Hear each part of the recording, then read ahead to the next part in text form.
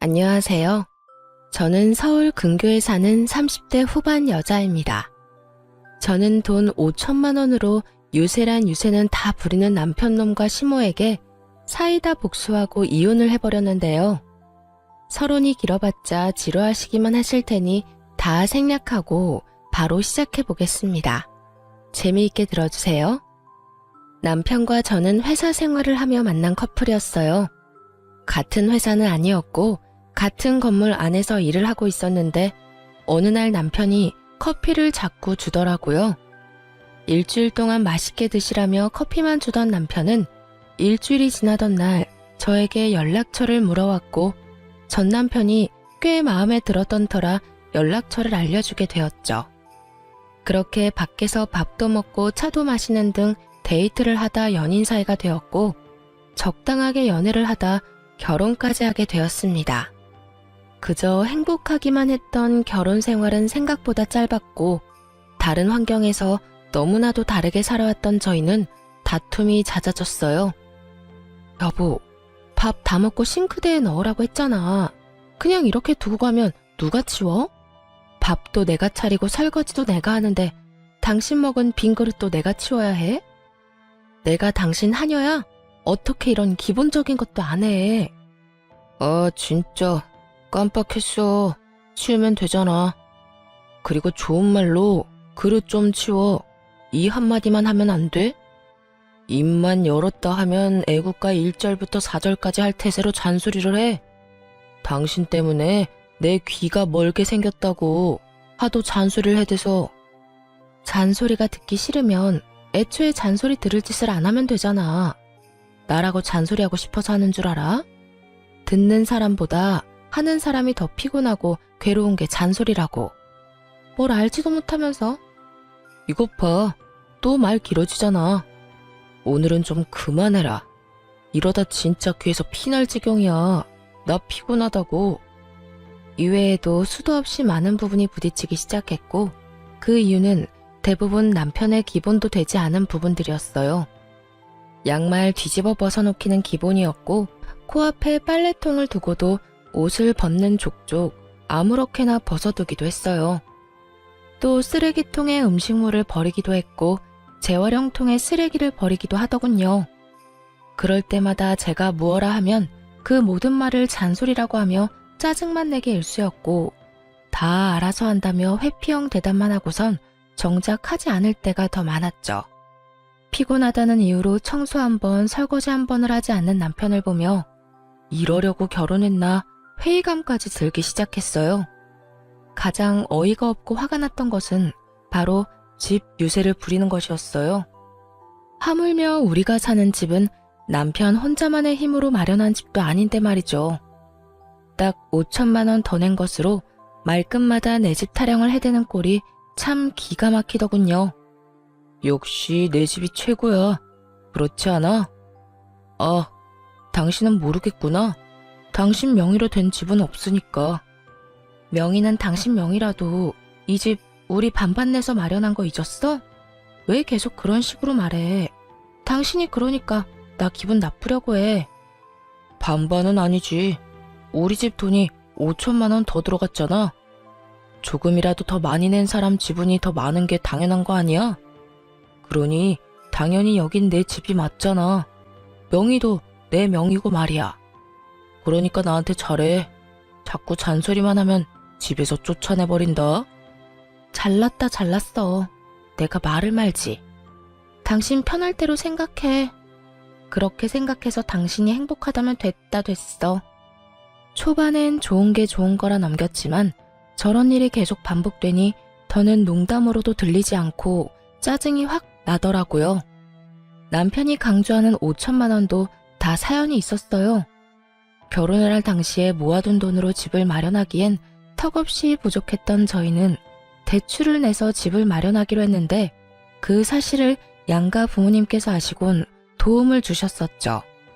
친정에서 보태주신 돈 중 5천만 원 가량을 가전 가구를 포함한 결혼식에 필요한 비용으로 쓰게 된 것이었죠. 그래서 엄연히 말하자면 정확히 반반 결혼을 한 것이었어요. 그런 집이었지만 집을 마련할 당시 시모는 공동 명의가 아닌 남편 명의로 하라고 난리를 부려대더라고요. 아들, 명의는 당연히 네 명의로 하는 거지. 원래 집은 남자 명의로 하는 거야. 요즘 젊은 애들 공동 명의 타령들 해대는데 엄마는 절대 싫다. 네 명의로 해. 알겠지? 알겠어. 알겠다고. 당신도 괜찮지? 괜찮아. 공동 명의보단 당신 명의로 하는 게 세금도 그렇고 여러모로 괜찮을 것 같네. 막무가내로 우겨대는 시모를 보며 황당하기도 했지만 그땐 이혼을 하게 될 거라곤 상상하지도 못했고 좋은 게 좋은 거란 생각을 하고 있던 터라 시모의 말에 따라 남편의 명의로 하게 되었죠. 세금 문제가 있기도 했고요. 대신 남편에게 신혼집은 엄연히 공동 명의이며 만약에 상황이 온다면 정확히 반반 나누기로 한다는 각서를 쓰게 했습니다. 하지만 남편 놈은 그깟 종이 쪼가리가 뭐가 대수냐고 생각하는 것인지 집 유세는 하늘 높은 줄 몰랐고 전 그런 남편을 보며 정이 뚝뚝 떨어지는 것을 느끼고 있었어요. 그것까지만 해도 내 발등 내가 찍었다며 결혼을 후회하고도 남을 텐데 시모까지 제 후회의 보탬이 되어주기 시작하더라고요. 시모는 우리 집을 제 집이라고 생각하는 것인지 틈만 나면 들락날락하며 사람을 괴롭히기 시작했어요. 그날도 시모는 연락 한 통 없이 집으로 들이닥쳤고 당연하다는 듯 저를 부려먹기 시작하더라고요. 어머님, 연락도 없이 무슨 일이세요? 저희가 집에 없으면 어쩌시려고요? 주말인데 너희가 어딜 가겠어? 그리고 우리 아들한텐 연락했는데 못 들었니? 네, 별말 안 했는데 들어오세요. 그런데 정말 무슨 일이세요? 무슨 일 있어요? 내 아들 집 오는데 무슨 이유가 필요하니? 우리 아들은 뭐 하니? 아, 지금 낮잠 자고 있어요. 피곤한가 봐요. 앉아 계세요. 지금 깨워볼게요. 아니다, 아니야. 그냥 둬라. 피곤하면 좀 자야지. 그런데 너희 밥은 먹었니? 나는 오늘 하루 종일 뭘 제대로 못 먹었더니 배고픈데. 아, 시장하세요. 지금 바로 차려드릴게요. 그래, 그러면 간단히 쌈밥 좀 해먹자꾸나. 오리고기도 좀 굽고 양배추도 좀 찍어라. 집에 기본적인 쌈은 있지? 시모는 간단이라는 단어의 뜻을 모르는 것이 분명했어요. 물론 시모에게 차려주는 밥상이니 찌개찜은 다시 끓일 생각이었지만 나머진 냉장고에 있는 반찬을 내놓으려 했거든요. 갑작스럽게 집으로 들이닥친 사람이니 그 정도는 이해하겠지 했는데 시모는 간단히 집에 있지도 않은 재료들을 찾고 있더라고요. 어머님, 오리고기는 없고 삼겹살은 있어요. 쌈도 상추 깻잎은 있는데 양배추는 없고요. 너 회사 생활한다고 살림을 아무렇게나 살고 있는 거 아니니? 어떻게 가정집에 그 기본적인 것도 없니? 언제부터 그런 것들이 가정집에서 기본적으로 갖춰야 할 재료들이 된 것인지 알 수가 없더라고요. 그쯤 되니 시모는 그저 저에게 트집을 잡고 싶어 하는 것이 분명해 보였고 최대한 좋게 대하고 싶었던 제 마음이 깨끗이 사라지며 저 역시 지지 않고 시모 말에 대답했어요. 네, 저희 집엔 그런 찬들이 기본은 아니라서요. 그리고 어머님도 아시다시피 냉장고에 이것저것 쌓아두면 뭐하나요? 신선도만 떨어지고 아차 하는 순간 상해서 버리기밖에 더 하겠어요? 일단 오늘은 그냥 드시고 다음에 연락하시고 오시면 오리고기 준비해 드릴게요. 아, 양배추도요. 그래, 너 잘났다. 잘난 며느리 잘 둬서 밥 한 끼 얻어먹는 게 이리도 눈치가 보이는구나. 그리고 너 아까부터 연락 타령을 해대는데 이 집 엄연히 내 집이기도 하지 않니? 이 집에 들어간 내 돈이 얼만데 아까부터 연락 타령인 거야. 넌 네 집에 갈 때 연락하고 가니? 남편이 누굴 닮아 그 모양인가 싶었더니 시모가 남편과 똑같은 말을 하더라고요. 저는 이번에야말로 확실히 집어줘야겠다는 생각을 했고 시모를 똑바로 바라보며 이렇게 말했어요. 어머님, 이 집이 왜 어머님 집이에요? 엄연히 저희 부부 집이죠.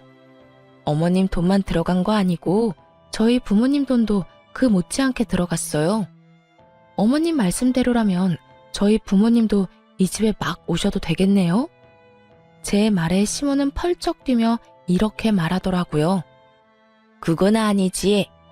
이 집 살 때 우리가 5천 더 보탠 거 잊었어? 그러니까 이 집에 대한 권리는 우리한테 더 있다고.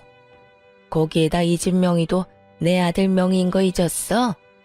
그런 내 집, 내 아들 집에 네 부모들이 왜 와? 내 아들 불편하게. 절대 난 그 꼴은 못 본다. 그 빌어먹을 5천만 원. 할 수만 있다면 시모의 입에다 던져주고 싶은 심정이었어요. 도대체 어느 나라 계산법에 따라 계산을 하면 저딴 결론이 나올 수가 있는 것인지 궁금해지더라고요. 전 다시 한번 정확히 반반 결혼임을 시모에게 말해주었습니다. 그 5천만 원 덜 들어가게 된 것도 이 집에 들인 가전 가구, 저희 결혼에 쓰인 여러 가지에 쓴다고 그렇게 된 거예요. 남편도 동의했고 그중 남편이 쓴 돈도 많고요. 그러니까 엄연히 이 집은 반반 보태서 마련했다고 볼 수 있죠. 그러니 저도 이 집에서 편해야 하지 않겠어요? 남편이 저희 부모님 오면 불편한 만큼 저 역시 어머님이 이런 식으로 오셔서 어머님 집인 양 들쑤시고 다니면 불편하고 힘들어요. 그러니까 연락하시고 오세요. 서로 좀 편하게 살자고요. 시모는 제 말에 얼굴을 붉히기 시작하더니 대바라진 X라는 말을 하고선 집으로 돌아가 버리더군요. 이런 일이 있고 난 후 시모는 저의 말에 잘 따라주더라고요. 너무 잘 말이죠. 시모는 집으로 오고 싶을 때마다 연락을 했고 그 연락의 빈도는 일주일에 5번 정도가 되었죠. 그쯤 되니 매번 거절하는 것도 힘든 상태가 돼버렸고 이리저리 변명을 해도 남편에게 연락을 해서 찾아와 버리더라고요. 그나마 다행이라고 할 수 있는 것은 남편 놈이 평일엔 오지 말라고 해줬다는 것이었어요. 하지만 주말엔 온다는 시모를 막지 않았고 그렇게 부부간의 주말은 없는 것이나 마찬가지였습니다. 시모가 오는 주말은 쉬어도 쉬는 게 아니었어요. 아침 대바람부터 찾아와 저녁 늦게나 돼서 돌아가니 곤욕도 그런 곤욕이 없더라고요. 삼시세끼를 매번 다르게 차려야 하는 것은 물론이고 간식, 과일, 때론 생과일 주스까지 직접 만들어 대령하라고 하니 없는 당직이라도 만들어 회사에 출근하고 싶은 심정이었어요. 그렇게 한 달이 지나가던 어느 날 시모에게 또 전화가 왔고 언제나 그렇듯 또 오겠다고 하더라고요. 결국 전 폭발을 해버렸고 남편에게 화를 내버렸어요. 엄마, 내일 또 온대. 엄마도 많이 적적하신가 보네. 매주 이렇게 우리 집에 오는 거 보니까 말이야. 황당하더라고요. 시모가 혼자 있는 것도 아니고 시부가 버젓이 살아계시는데 적적함이라는 단어가 왜 나오는지 이유를 알 수가 없더라고요. 적적? 지금 적적하다고 했어? 아버님도 계시는데 적적하긴 뭐가 적적하시다는 거야. 아니, 당신 말대로 적적하시다고 해도 이건 아니지. 어떻게 매주마다 결혼한 아들 집에 올 수가 있어? 해도 너무하잖아. 너무하긴 뭐가 너무하냐? 외롭고 심심하면 아들 집 올 수도 있는 거지. 당신이야말로 너무한다 생각 안 해? 다른 사람도 아니고 부모님이 자식 집에 와서 시간 좀 보내겠다는데 이렇게 싫어하는 건 좀 아니지. 부모님이 한평생 우리 곁에 계시는 것도 아닌데 있을 때 잘해드려야 할 거 아니야. 돈 드는 것도 아니고 그저 집에 와서 시간 좀 보내고 싶다는데 그냥 그러려니 하고 넘어가. 그러려니? 당신 같으면 그러려니가 되겠어? 나 지난 한 달 동안 주말에 단 하루도 못 쉬었어. 하루가 뭐야? 깨어있는 시간 내내 제대로 쉬지도 못했다고. 당신만 회사 다니니? 나도 회사 다녀. 나도 일하는 사람이라고. 나도 주말에 쉬어야 하는데 어머님 때문에 제대로 쉬지를 못하고 있다고. 그런데 그러려니? 말이면 다인 줄 알아? 좀 적당히 좀 해, 적당히. 무슨 여자가 입만 뗐다 하면 말이 길어져? 적당히 할 줄을 몰라? 내가 일해서 엄마 온다고 할 때마다 그냥 오라고 하는 거야. 엄마라도 와야 당신이 조용하니까. 그제야 남편놈이 죽어라 시모를 집에 오게 한 이유를 알겠더라고요. 아니, 잔소리를 하고 싶어서 하는 사람이 세상 천지 어디에 있나요? 다들 알다시피 잔소리를 듣는 사람도 피곤하겠지만 잔소리를 하는 사람도 그 못지않게 피곤하고 감정이 상하는데 남편은 전혀 그런 생각은 하지도 않고 그저 제 잘못으로 몰아가고 있더라고요. 뭐? 당신 지금 그걸 말이라고 해? 내가 틀린 말 했어. 당신 잔소리 심하게 하잖아. 그러니까 우리 엄마 오는 게 싫으면 잔소리 좀 하지 마. 그러면 우리 엄마 보고 오지 말라고 할 테니까. 남편은 도리어 저에게 화를 내며 저만 이상한 사람으로 몰아갔고 저는 이런 순간마다 이혼이라는 단어가 절로 떠오르게 되었어요. 하지만 그때마다 이런 걸로 이혼까지 해야 하나 하는 생각이 들기도 했고 바보 같은 미련 때문에 이혼을 쉽사리 결정할 수도 없었어요. 그렇게 피곤한 일상을 보내던 어느 날 친정 부모님께서 연락이 왔더라고요. 딸, 어디야? 집이야? 엄마, 나 집인데 왜? 오려고? 아빠랑 볼일 보러 나왔는데 마침 근처라서 잠시 들려도 될까 해서 전화했지. 너희한테 줄 것도 있고 해서 말이야. 혹시 피곤하니? 아니, 피곤하기는. 얼른 와요. 기다리고 있을게.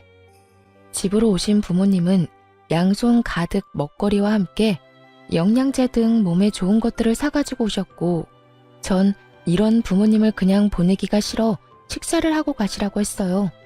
부모님도 저희 집에 처음 오셨던 터라 구경도 할 겸 시간을 보내다 가겠다 하시더라고요. 저는 부모님과 대화를 나누는 와중에도 온 신경이 안방에 가 있었어요. 왜냐하면 부모님이 오셨단 걸 뻔히 아는 남편놈이 인사는커녕 안방에서 나오지도 않고 있었기 때문이었죠. 도대체 이게 무슨 경우인가 싶더라고요. 이건 정말 선을 넘는 행동이잖아요. 그래서 전 부모님의 눈치를 살피다 안방으로 들어가게 되었고 방에서 침대에 누워 휴대전화를 보며 낄낄거리는 남편을 보는 순간 화가 머리끝까지 치솟았어요.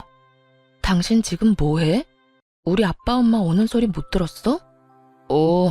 들었어. 태연해도 너무 태연한 목소리였어요. 남편은 굳이 길게 말하지 않았지만 그래서 어쩌라고 라는 뒷말이 들리는 듯 하더군요. 전 밖으로 목소리가 새어나가지 않도록 조용히 남편에게 말했어요.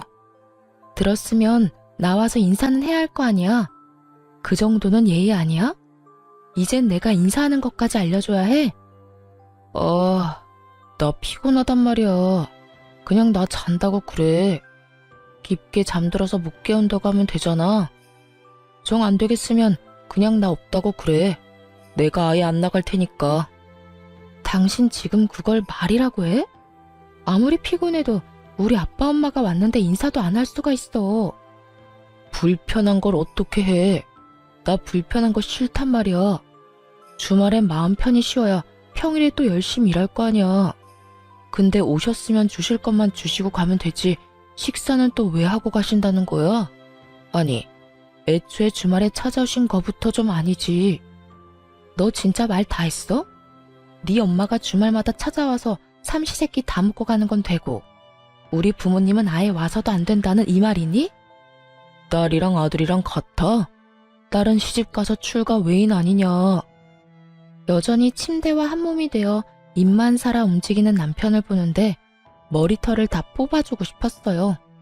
이기적인 논리로 개소리를 하는 남편에게 하고 싶은 말은 많았지만 이야기가 더 길어지면 밖에 계신 부모님이 눈치를 채실 것 같더라고요. 그래서 전 남편을 두고 방에서 나왔고 부모님께는 남편이 피곤하다며 대충 얼버무렸습니다. 남편이 많이 피곤한가 봐. 요즘 회사 일이 바빠서 오늘 아침까지 집에서 일하다가 좀 전에 잠들었거든. 그래서 그런지 깨워도 못 일어나네. 그냥 자게 두고 우리끼리 맛있는 거 먹자. 나중에 일어나면 전화하라고 할게. 아유, 전화도 됐어. 피곤하면 자야지. 밥이야 맨날 먹는 건데 뭘. 그냥 자게 두고 나중에 일어나고 큰 소리 내지 마. 엄마의 말을 듣는데 부모님께 더욱 죄송해지더라고요. 이때껏 제가 너무 바보처럼 참고 살아 남편이 우리 부모님까지 무시하나 하는 생각이 들기도 했고요. 그렇게 시작된 식사 자리, 마냥 좋을 순 없는 상황이었죠. 저는 저대로 웃고는 있는데 웃는 것이 아니었고 부모님은 부모님대로 눈치를 살피시느라 밥을 씹지도 않고 삼키고 계셨고요.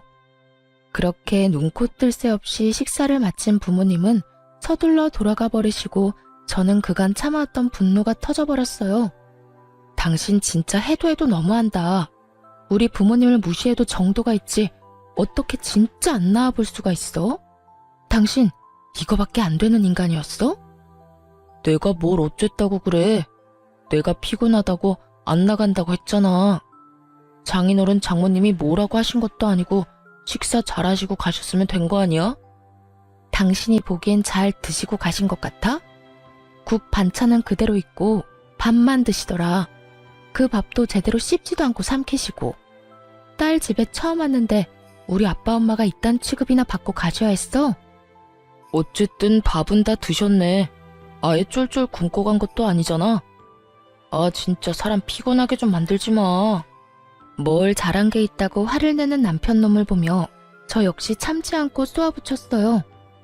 내가 어머님 왔을 때 어떻게 했는지 기억 안 나?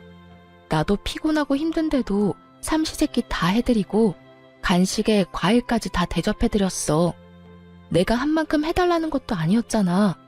그냥 나와서 인사하고 밥 한 끼 같이 먹자는 건데 그것도 힘들어? 힘들어.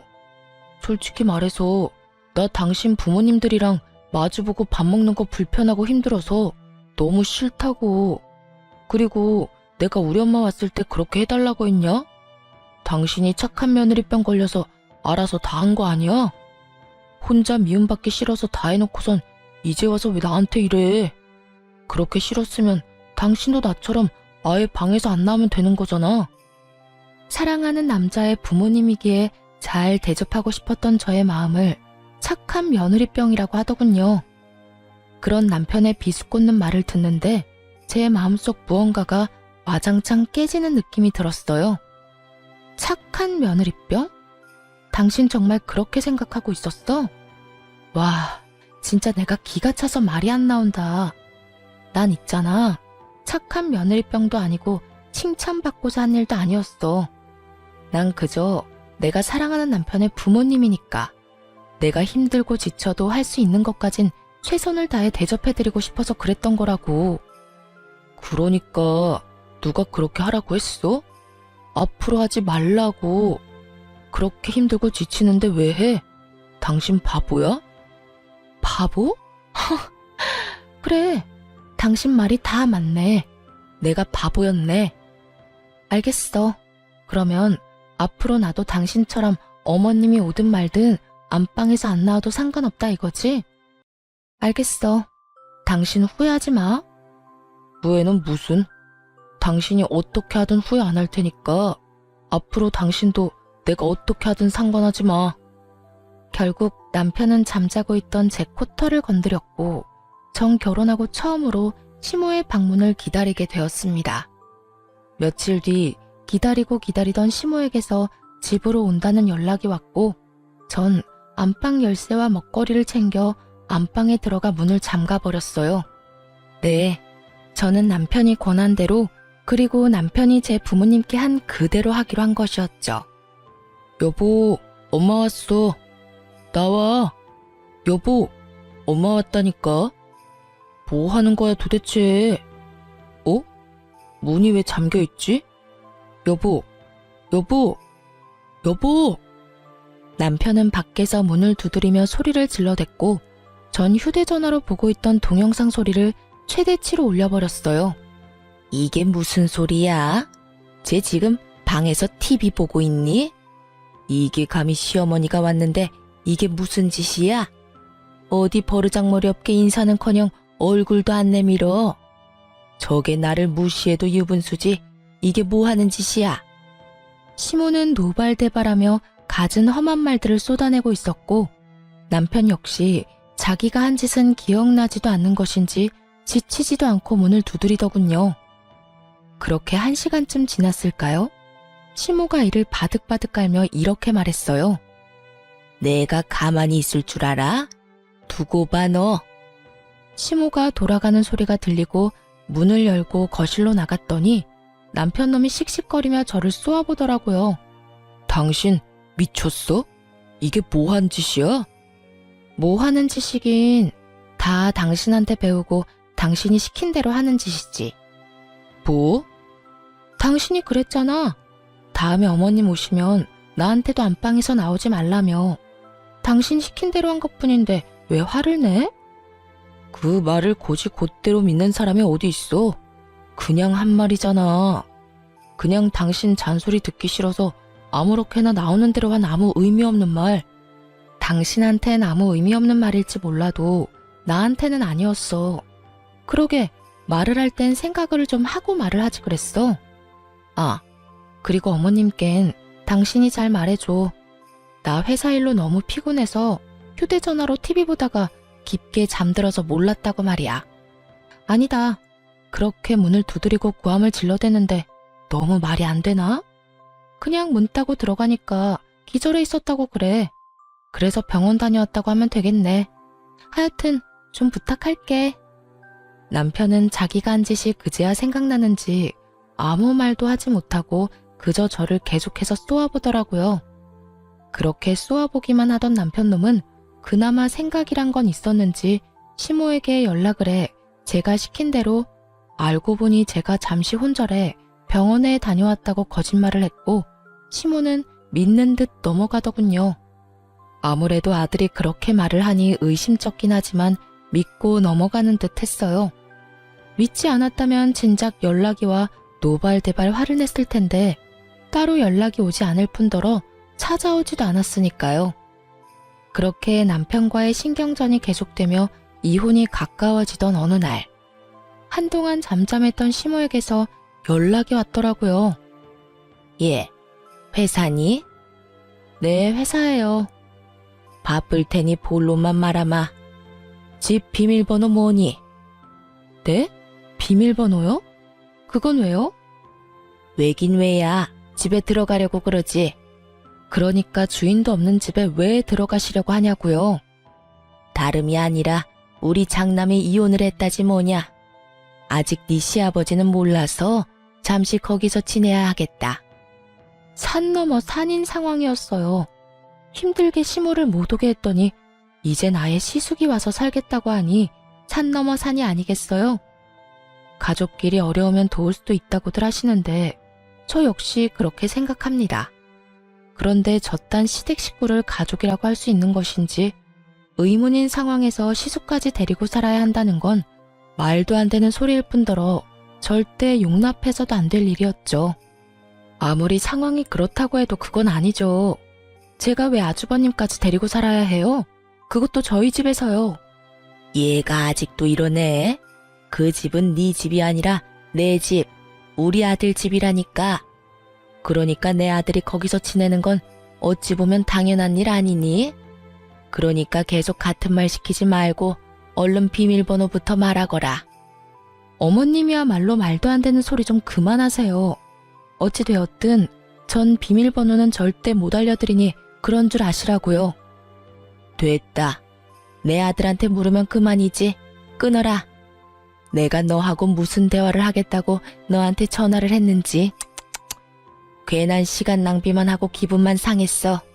시모는 전화를 끊어버렸고 불안한 마음에 남편에게 전화를 해보니 다행히도 전화를 받더라고요. 여보, 어머님 연락해와서 우리 집 비밀번호 알려달라고 하면 절대 알려주면 안 돼? 갑자기 이게 무슨 소리야? 우리 엄마가 비밀번호를 알려달라고 한다고? 왜? 아주버님 이혼하셨는데 아직 아버님이 몰라서 한동안 우리 집에서 지낸다잖아. 이게 말이나 돼? 하여튼 당신 비밀번호 절대로 알려주지 마. 알려주기만 해봐. 나 진짜 가만히 안 있어. 틀린 말도 아닌데 왜 이렇게까지 매정하게 굴어. 평이 오갈 데가 없으면 우리 집에서 지내는 게 당연한 거 아니야? 설마 했더니 남편 역시 시모와 별반 다르지 않은 말을 뱉어내고 있더라고요. 오갈 데가 없는 시숙이 왜 우리 집에 살아야 하냐고 따져봤자 돌아올 대답은 뻔했기에 전 그저 제 뜻을 확실하게 전해주기로 했습니다. 뭐? 당신 진짜 미쳤어? 그 집이 당신 혼자 사는 집이야? 그 집 우리 부부 집이야. 그런 집에 왜 아주버님이 사냐고. 난 싫어.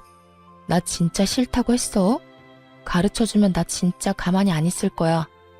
이거 엄포 아니고 진짜 진심으로 하는 말이야. 내가 비밀번호 알려주면 이혼이라도 하겠다는 말처럼 들린다. 이혼? 왜? 못할 것 같아? 난 그 생각도 충분히 하고 있거든. 그러니까 절대 알려주지 마. 그러든가 말든가 알아서 해. 난 알려줄 테니까. 여기까지만 해도 충분히 화가 나는데 바로 이어지는 남편의 말은 정말 가관이었어요. 이혼? 웃기고 있네. 네가 얼마나 계산적인 여잔데 집을 포기하면서까지 이혼하겠어? 집 내 명의인 건 알고 있지? 이혼도 네 입에서 나와서 난 위자료 줄 필요도 없고 집 명의도 내 명의라서 이혼하면 넌 한 푼도 못 받아. 그런데도 할 수 있을 거라 생각해? 정말 남편은 저에 대해서 뭘 몰라도 한참 모른다는 생각이 들더라고요. 그 순간 전 비로소 이혼을 결심하게 되었고 마음 준비를 끝내고 집으로 갔습니다. 집에는 예상대로 남편 시숙 시모가 웃으며 TV를 보고 있었고 저를 본 시모는 숨쉬듯 자연스럽게 밥을 하라고 하더군요. 저는 무건수행을 하듯 아무 말도 하지 않은 채 밥을 차렸고 그런 저를 보며 시모는 제가 들으라는 양 큰 소리로 이렇게 말을 하더라고요. 진작 저렇게 고분고분하게 굴었으면 얼마나 좋았을 거야. 구박은 구박대로 받고 일은 일대로 하고 다 자기가 이 사태를 만든 거지 뭐. 하여튼 저리 현명하지 못하니 저 고생을 하는 거 아니겠어? 저래서 회사는 어떻게 다니나 몰라. 시모의 말에 시숙과 남편은 깔깔거리며 웃어댔지만 전 그러거나 말거나 상을 차렸어요. 밥상이 다 차려진 것을 본 세 사람은 누가 먼저라고 할 것도 없이 자리에 앉았고 제가 만든 국과 밥을 먹은 세 사람은 동시에 고함을 질러대기 시작했어요. 이게 무슨 맛이야? 당신 요리하면서 간 안 봤어? 맵고 짜고 이게 다 뭐야? 도저히 먹을 수가 없잖아. 그러게요, 재수씨. 이건 도저히 못 먹겠는데요. 이건 음식이 아니라 테러에 가까워요. 넌 진짜 제대로 하는 게 뭐니? 내 아들한테 이때까지 이딴 음식 해 먹인 거니? 마음보가 고약하면 음식이라도 잘해야지. 뭐 하나 내세울 것도 없으면서 대체 뭘 믿고 시집을 온 건지. 내가 요즘 너만 보면 한숨이 나온다. 그래요. 저는 그들을 위한 마지막 만찬으로 소태밥, 청양고추국, 간장을 들이부은 반찬을 만들어 상을 차렸던 것이었어요. 제발 이거라도 먹고 정신 차리란 뜻이었죠. 세 사람은 저에게 짜증을 내고 있었고 전 숟가락을 신경질적으로 내려놓으며 이렇게 말했습니다. 저라고 뭐 다르겠어요? 어머님은 한숨만 나오겠지만 저는 어머님 보면 화병이 날 것 같다고요. 그리고 이 음식들이 마음에 안 들어도 다 드세요. 마지막 만찬이라 특별히 신경 쓴 거라고요. 마지막 만찬이라니 너 그게 무슨 말이냐? 뭐 무슨 이혼이라도 하겠다는 말이야? 네, 저 이혼하려고요.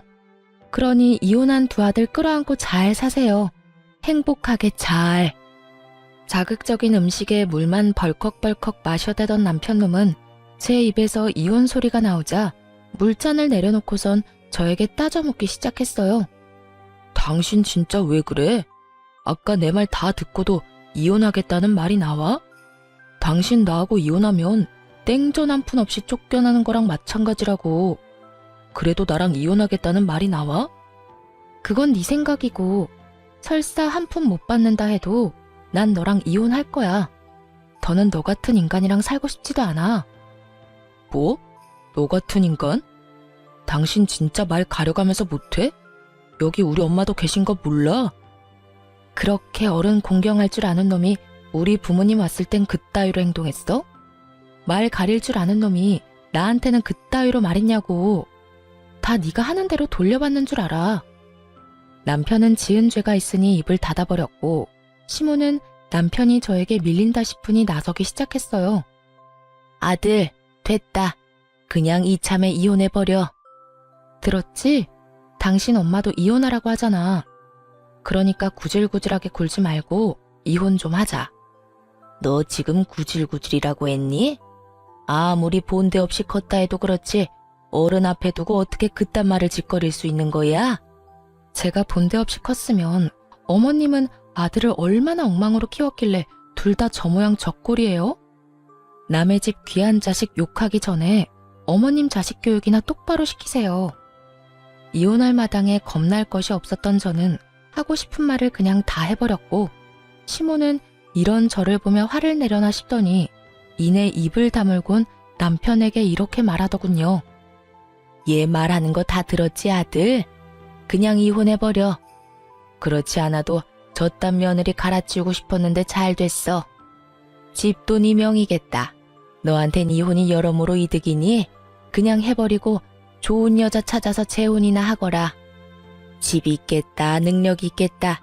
우리 아들 처녀한테 장가갈 수 있을 것이야. 시모의 말에 남편 역시 그렇게 하는 게 좋겠다며 저에게 이혼을 하자고 했고 시숙은 동생이 이혼을 하든 말든 그저 쭉 살 곳이 생겼다며 기뻐하더라고요. 그래, 하자. 누가 이혼하자면 못할 줄 알아? 나도 당신 같은 여자한테 미련 없다 이거야. 불쌍해서 데리고 살아줬더니 고마운 줄도 모르고 당장 이혼해, 당장. 그러면 나 이 집에서 쭉 살아도 되는 거야, 엄마? 아싸, 그렇지 않아도 어디 가서 살아야 하나 걱정이었는데. 그래, 우리 장남. 앞으로 그냥 여기서 살면 돼. 여기 네 동생 명의로 된 네 동생 집이야. 이혼해도 명의가 네 동생 거라 아무 상관없어. 그러니까 여기서 새 출발해.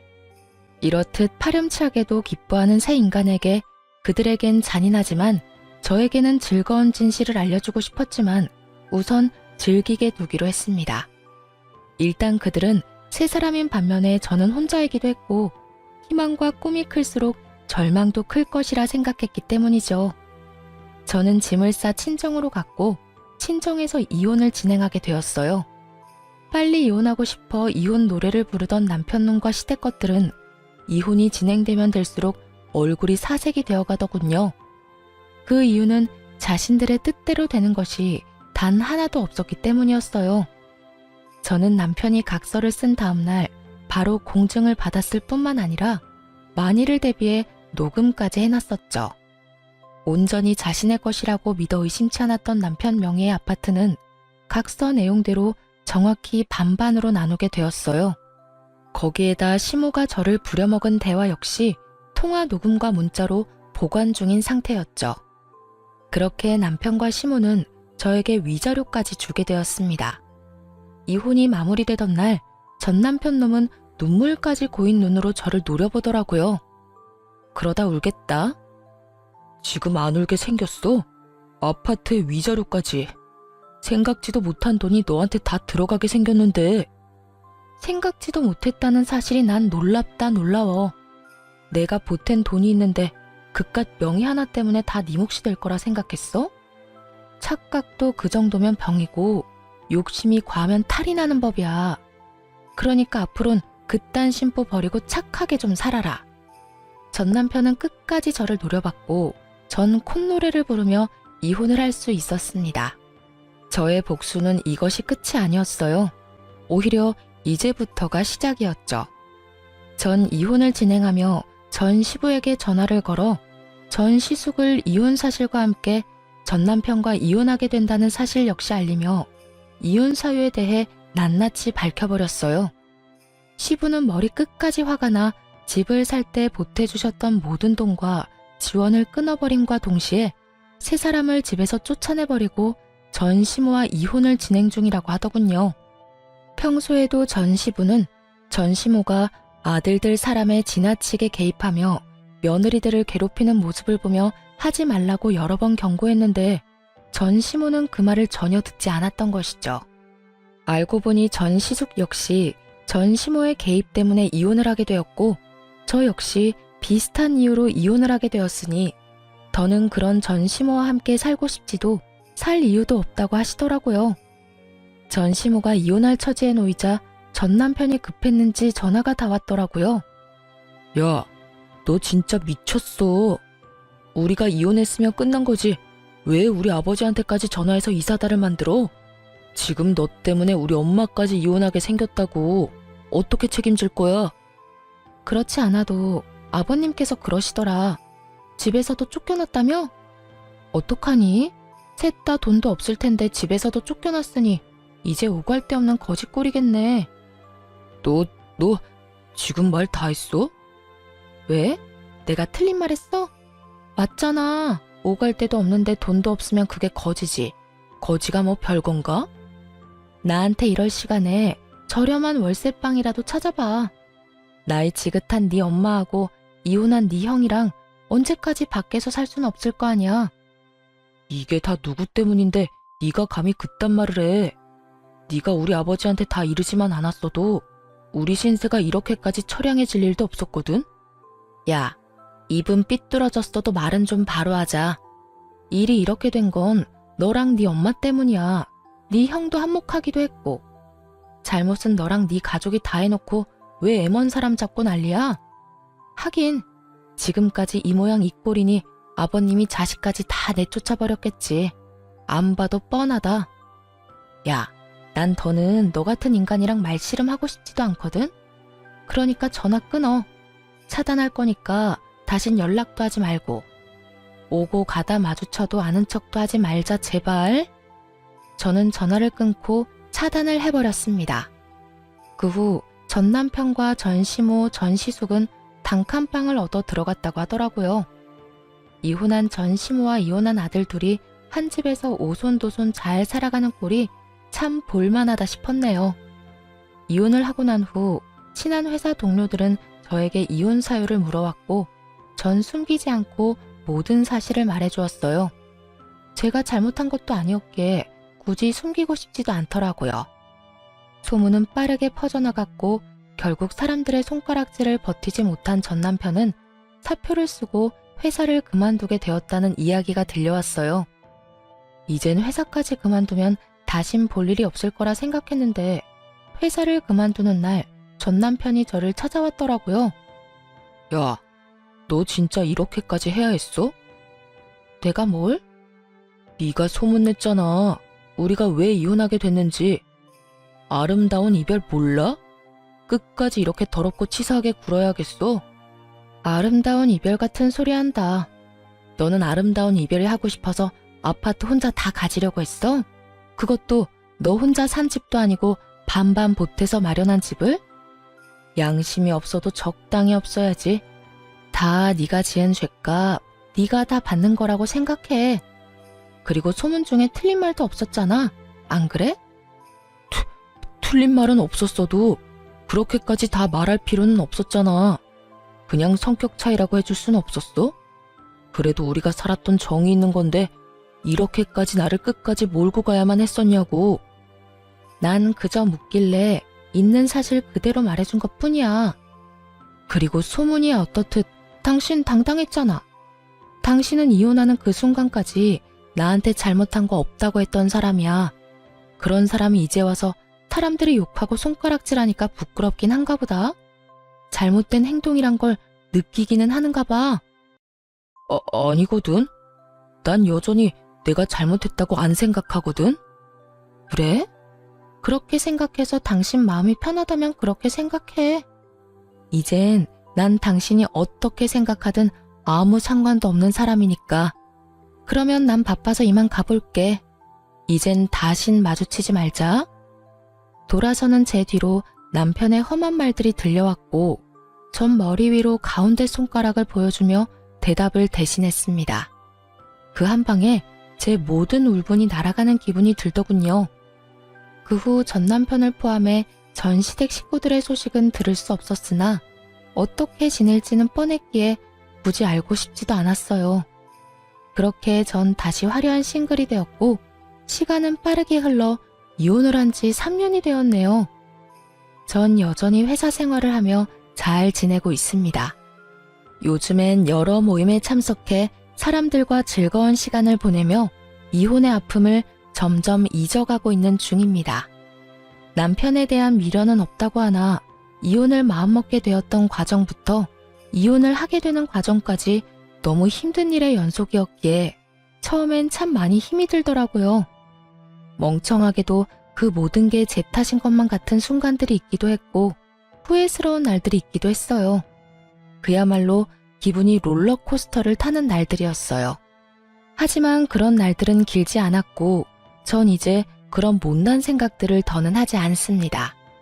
저의 잘못이 전혀 없었다고는 생각하지 않지만 언제나 원인은 전 남편이었고 나름대로 문제를 해결하기 위해 노력해왔다고 생각하니까요. 그래서 이젠 후회도 하지 않고 모든 걸 훌훌 털어내고 제 삶을 위해 살아가고 있어요. 요즘처럼 제 삶에 만족하며 지냈던 적이 없었던 것 같아요. 매 순간 매 시간이 소중하게 느껴지기도 하고 가끔씩 찾아오는 적막을 오롯이 즐기며 지내기도 하고요. 요즘엔 이혼이 내가 한 결정 중에 가장 잘한 결정이라고 느낄 만큼 행복하게 잘 살고 있어요. 혹시 사연을 듣고 계신 분들 중에 저처럼 남편과 시댁 때문에 이혼을 고민하고 있는 분이 계시다면 이런 말을 해드리고 싶어요. 이혼 쉬운 결정이 아닌 것은 분명합니다. 저 역시도 그런 말도 안 되는 상황에서도 꽤 긴 시간 이혼에 대해 고민했고 쉽사리 결정하지 못했던 것이 사실이니까요. 그런데 돌이켜보니 그 모든 순간들이 결코 저를 위한 시간들이 아니었더라고요. 그 시간들은 제 영혼을 갉아먹는 시간들이었고 그 모든 순간이 그저 괴롭기만 한 지금은 떠올리기도 싫은 나쁜 기억일 뿐이었어요. 그러니 여러분, 자신을 괴롭히지 말고 현명한 선택, 옳은 선택할 수 있길 제가 응원하겠습니다. 여러분도 제 행복을 위해 응원해 주실 거죠? 저는 이만 물러가 보겠습니다. 긴 시간 들어주셔서 감사합니다.